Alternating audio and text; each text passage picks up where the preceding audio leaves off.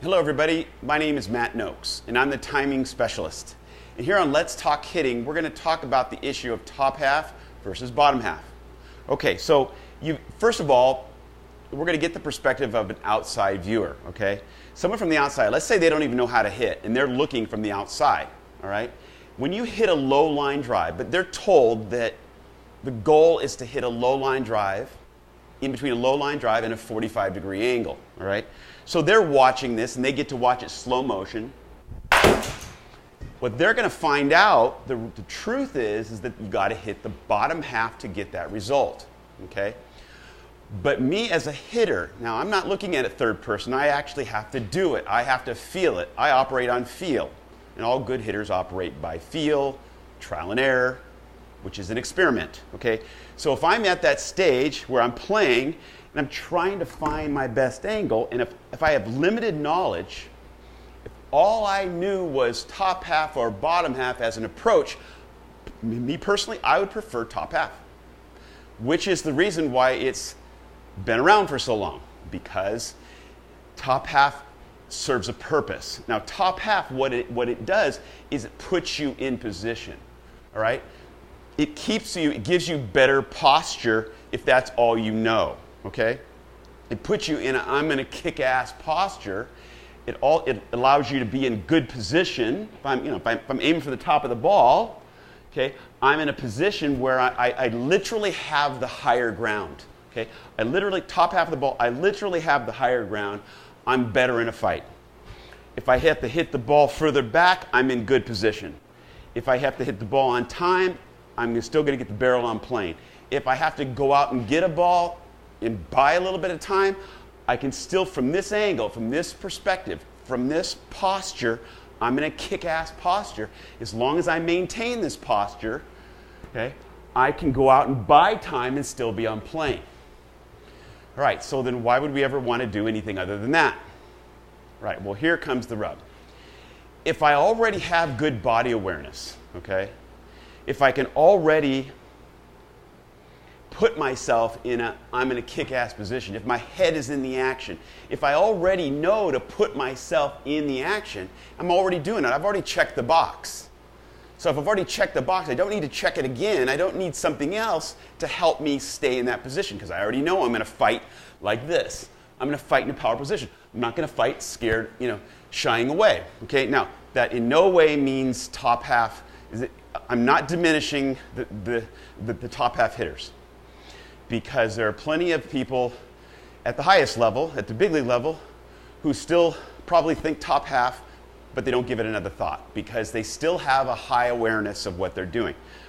But I don't know about you, but if you have a little bit more awareness and you're already in a good position, then I want to know, because if I can already replicate, if my body can already do what I'm telling it to do, then I'm going to want to know what the truth is.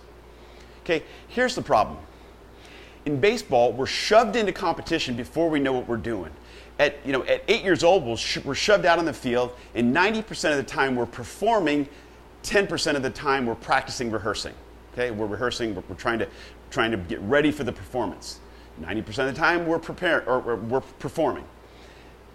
There's no other sport really like it, because most every other sport, it's the reverse. It's 90% rehearsals and practice and 10% performance. Think about gymnastics. Think about any sport, really. Think about martial arts, whatever it is. You're preparing most of the time. You're rehearsing most of the time.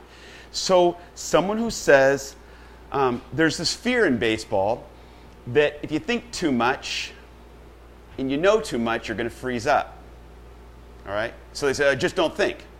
Well, that's a problem, because if you're telling me not to think, okay, we're all told in the baseball world to not think. So then why would we want to, then if as long as we're following orders, then why, would we want to go beyond hit the top of the ball if top of the ball is a good thing?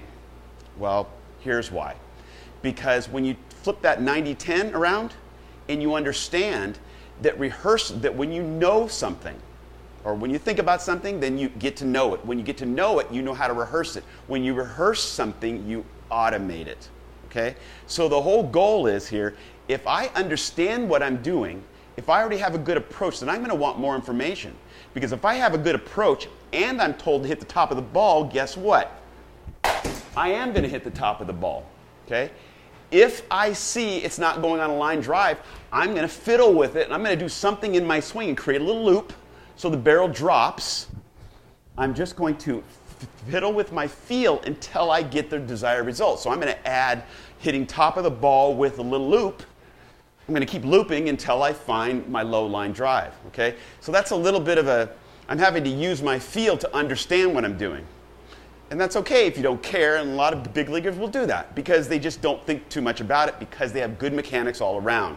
Because they have good understanding all around. The problem is, what if you don't have a real clear understanding?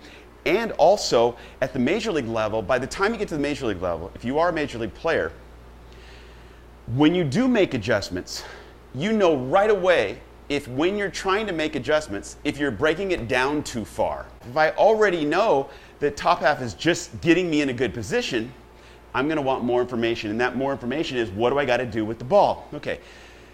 From what I've worked out, what I always thought of was the next thing what you got to do is you have to maintain your approach as long as possible so that when you do get on the hitting plane, you can get on the you're on the hitting plane long enough to get on plane without rushing, but you stay on it the longest. If I get on the hitting plane too soon, okay, if I drop the barrel too soon, I'm on the plane, but by the time I hit it, if I have to go out and get it, I could be swinging straight up. But if I drop the barrel like most good hitters, now this is just a feel thing, so this might not be something that you do if you're an advanced hitter, but this is something that I do. The idea about hitting the bottom of the ball always helped me because of timing. Okay, so why is that? Well, because good hitters keep the barrel of the bat above their hands because it's strongest and you're holding energy in the system while it's above your hands. Think about a sledgehammer. You can control the head as long as it's above your hands, okay? It's above my hands and I can control it. As soon as I drop it, okay, I've committed and I no longer have full control of it, but I start getting club head speed. In the same way with hitting. It's the same with hitting. As soon as you drop the barrel, you've committed. So you better be in good position. All right? So what good hitters do is they hold their position, a nice flat position, but we'll talk about that in another episode.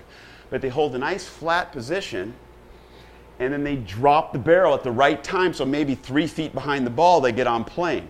If I try to drop the bat 3 feet behind the ball, I'm going to drop it 6 feet behind the ball because it's too fast. It happens too fast.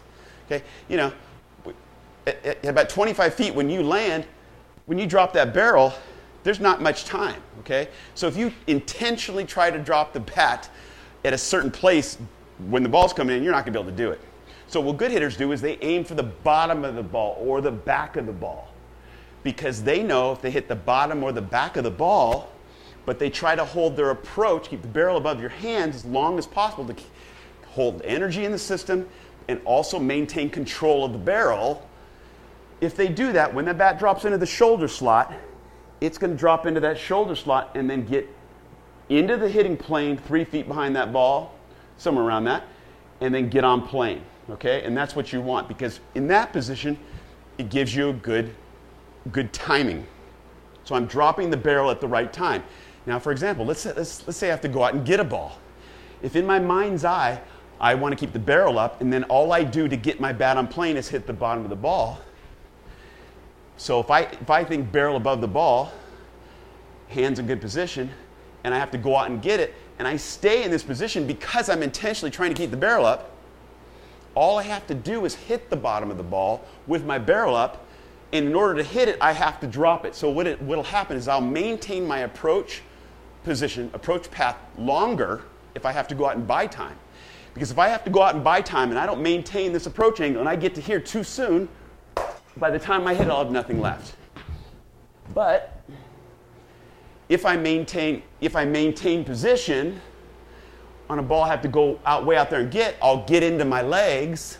That gives me more time for the ball to travel, and I'll hit the ball. Okay, in the third segment, we're actually going to take a look at the spin of the ball and what it does. We're going to actually watch the flight of the ball or the actual spin of the ball. And we're going to we're going to see a real oblique, a slanted angle, and we're going to show you in slow motion what the ball does when you hit the bottom of the ball, why you get balls that sink, like sinking line drives, why that happens. We're going to show you the exact rotation of the ball and how it looks so that you get a better idea of what a hooking, sinking ball is really doing, whether it's actually just hitting the bottom half but hitting it at a strange angle, an over-rotated angle or not. But it's a very interesting video, and if you'd like to see it, go down below in the show notes and click the link below so you can watch this video.